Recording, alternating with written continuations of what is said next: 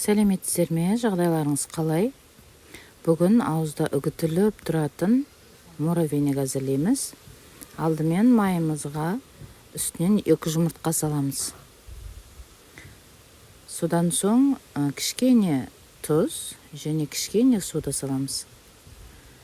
Жақсылап бір-біріне араластырамыз, майын қосып араластырамыз. Содан соң үстінен ұнымызды салып, жақсылап қамыр илейміз. Қамыр қазірден бастап мінекей қолға жабыспайды, және де бір-біріне де жабыспай қазірден бастап үгітіліп тұр. Ал піскеннен кейін мүлдем үгітіліп тұратын болады. Енді жаңағы қамырымызды кішкене сопақтау немесе дөңгелек бөліктерге өзіңіздің қалауыңызша бөліп қоямыз. Яғни оны мұздатқышқа қатыруға апарамыз. Себеп газ қатқаннан кейін оны үккіштен өткіземіз, үккіштің үлкен тісінен.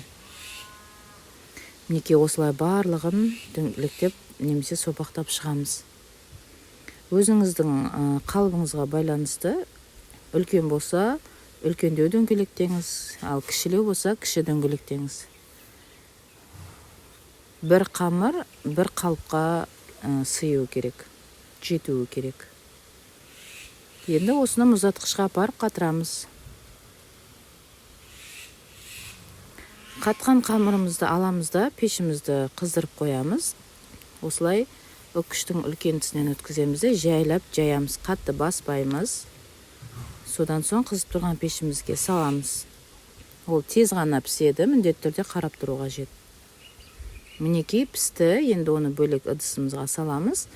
Барлығын қамырымызды осылай пісіріп шығамыз. Үстінен қойытылған сүт құямыз.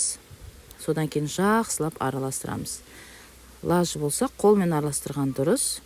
Осылай бір-біріне жасып тұрған қамырлардың барлығын қолымызбен үгітіп, әдемілеп, мұжғылап шығамыз.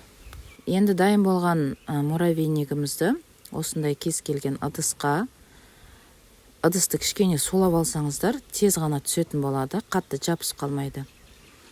Осылай нығыздап кез келген ыдысымызға саламыз да, бөлек ыдысқа аударамыз. Мінекей өзі тез ғана әдемі болып түсе салады.